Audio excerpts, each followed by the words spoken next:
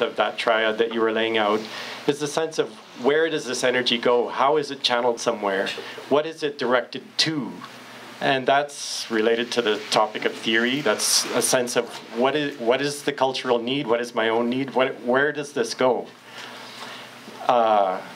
With the example of Merton and the Panthers, you have very, very different views of where that energy goes, whether it takes violent form, contemplative form, dialogical form, as Merton was doing on his way to Bangkok, and so on. The word that arises for me in this is, and the idea is, the connection between contemplation and the process of deconditioning. Of course, analysis is a process of deconditioning as well, as you pointed out. So this whole notion of deconditioning, but spiritual disciplines, at least the ones that I've had the privilege of studying, central to them is this notion that human beings become captives of their memory and of their imagination, captives of nostalgia and captives of utopian dreaming. And the huge human task is how to be free of that enough so you can actually see the world and then engage again and act again. So it's a process of freeing yourself from the inner colonization. And I've often wondered, I never knew any of the Black Panthers personally because I was a white guy. Yeah. And walking their streets. So it simply wasn't the moment where that could happen. But I've often wondered if one could have walked into it and into their world, if you would see the deconditioning process underway. And I wonder about that with your comments on Marxism. Where that deconditioning process takes place.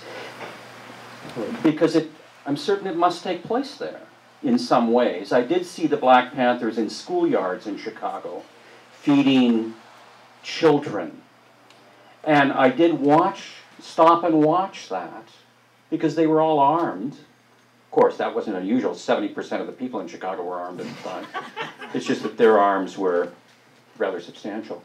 But watching that engagement, there did seem to me to be aspects of what I would call contemplation in that engagement. There's a comment straight away. Yeah, this is kind of a follow-up to what David just said.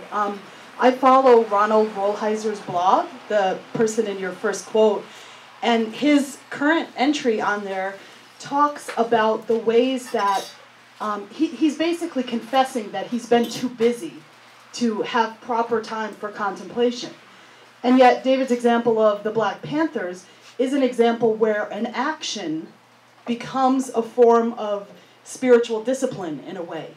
And Ronald Rolheiser's blog right now, he says that sometimes our actions can become like a spiritual discipline because, for example, serving children in the playground or whatever it is, they make you less selfish, they require you to engage in discipline, and those are formative of your character in much the same way that sitting in contemplation was. So I guess that's just an example as a follow-up to what David said about the ways that action and maybe contemplation, the way we're falsely dividing them, can be together. I mean, I don't know if that makes sense, but... In these two comments, the idea of deconditioning strikes me as key. And also, I'm a literary scholar. One of the things that we say, what makes a work literary, a lot of times this comes from the Russian formalists, the idea of defamiliarization. What is it that defamiliarizes the world so that we can see it afresh? A phrase, I'm trying to reel back to a comment David made about where or the location of that deconditioning or defamiliarization. Where does it happen? How does that happen? When in your experience, does the world become defamiliarized? Your conditioning get deconditioned? What does that? We've got to deal with our parents. It's been psychologists say that who we think God is and who we think the world is based on our first 3 years of our emotional experience with our parents. And if the family we grew up in wasn't necessarily unconditional, and few are, We have to deal with the forgiveness issues related to our parents. Otherwise, we end up dealing with it in the nursing home because it's simply going to be with us forever. Many people see the world through how they perceive their parents to be or have been for them. So it means doing really good gut, difficult, painful, emotional, psychological work to become whole, which is another word for holiness. So that inner contemplation can then create more effective and a more effective discernment of the world, and therefore act on it. Can I just ask you quickly, what stimulates the moment when I guess part of what I was asking about what deconditions or what defamiliarizes, something needs to generate the moment when the person says, this is it, I need to address it, right? And is this trauma? Is it some kind of realization? Is it analysis? There's going to be so many different contexts for this. But I'm interested in people's sense of what stimulates the moment of the defamiliarizing, that defamiliarizing moment. I really think it's some kind of personal crisis. A divorce, the inability to relate, dating different women or men for life and not figuring out how to relate to them, not being able to forgive parents and realizing that this isn't right, and a death, which then says, oops, I'm not going to be here forever. Thank you. And how do I face myself and the rest of the world? I like the way you say that. Ooh, the self doesn't sound very nice in there.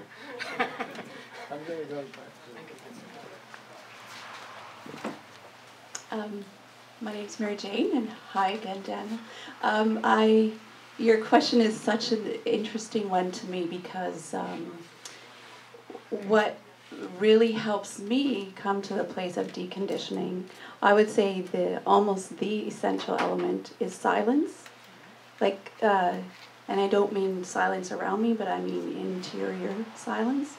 And it's funny how I think it relates to the previous gentleman's idea about crisis, or I have now been trying to practice silence, actual silence, daily for about 3 years. And I was telling Daniel actually on the way here, every time I sit down for my 20 minutes, it's like this huge crisis. Like, how am I going to shut off my ridiculous thoughts and everything I have to do? I have a very busy life. And it's like almost it is a crisis. It's because, what am I going to do? How am I going to sit here for 20 minutes? But to me, it's a profound way to decondition, because the practice I do is really just when thoughts come, observing them, seeing them, and letting them go. Understanding that noise is going on in my head. Just, thoughts come, thoughts go, not to get attached to them. And to me, it's a continual way of, what was that word you used? Defamiliarizing? Defamiliarizing my way, because my whole life is carried out in following my thoughts, right? So it's a way of letting them go that I find is really, has become very, very important to me, because you see everything in a whole different light if you're able to let some of those crazy things go. So we've got crisis, silence as crisis so far. I just had a quick comment to make about the relationship between theory on the one hand and meditative or contemplative activities on the other. I guess I'm attempting to transcend or transgress the register or the key that you just mentioned. And I just have to say this in response to David, because we actually set up a meeting for Fred Hampton 3 days before he went back to Chicago and was assassinated by the Chicago police. And this was back in either 69 or 70. We were members of the Students for Democratic University, SDU. Fred Hampton and his colleague came. We billeted him. We set up a meeting. He did a public presentation. He went back to his death. And then we later met Bobby Seale in Montreal for the Hemispheric Conference to End the War in Vietnam. But what I'd like to say about theory is, and this is my best effort to try and transcend this spiritual secular frontier, and I can only speak from the secular viewpoint. But for those of us who engage in the left, theory and analysis is very important, but it's a collective activity. That's the big difference between theory and contemplation or meditation. Because theory has to be worked out. It has to be worked out in some collective forum. We used to theorize endlessly over whether Canada is an independent monopoly capitalist state or whether it's a junior partner of American imperialism. And a lot of stuff, I mean, that may appear to be a frivolous discussion, but in terms of larger political strategy and analysis, a lot hangs upon which side of that debate you come down. And in those days, it distinguished Stalinists from Trotskyists, to be honest with you. And poor, confused individuals like me were like ping pong balls, forever going one side to the next, and I never did make up my mind. But theory is a form of collective struggle in which you give your opinions, you contribute to working out a long-term analysis which has practical and political implications. Contemplation, on the other hand, is something which is very individual. And although it's being associated with spirituality, I don't think that's the only way in which it works. I mean, you've only to read Nelson Mandela's autobiography to realize the contemplation that went on in Robben's Island, or other political prisoners, Malcolm X and people like that, whose views often changed. And my own experience is the contemplation necessary when I was a member of the Communist Party in this country came over from the old country, realizing that the Communist Party here supported the invasion of Czechoslovakia when the party I came from opposed the invasion of Czechoslovakia, and the difficulty and the courage it took to go against the stream, to swim against the tide. And that couldn't be done through theory because the theory had already been laid out in Canada. And that required a private space, you know, a private kind of recharging of my batteries to do that. So there is this private sector which is very important, even for those of us who are spiritual in the accepted sense of the word.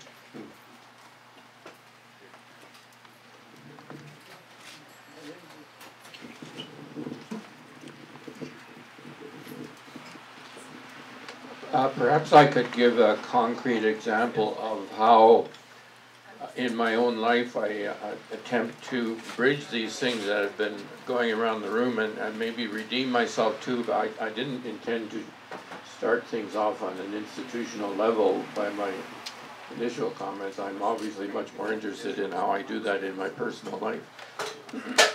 But there is a group of us in Camrose who are committed to the discipline of daily contemplation. We each have our own variation of it, but then we also come together and share the fruits of that, and that is an arena of defamiliarization for us when we hear other people bringing the fruits of their meditation on a particular area. And the way that translates itself then into action is that, for example, at the present time we are trying to come to grips with establishing in our area a palliative care center, because we have nothing like that available for people and we feel it's a strong need.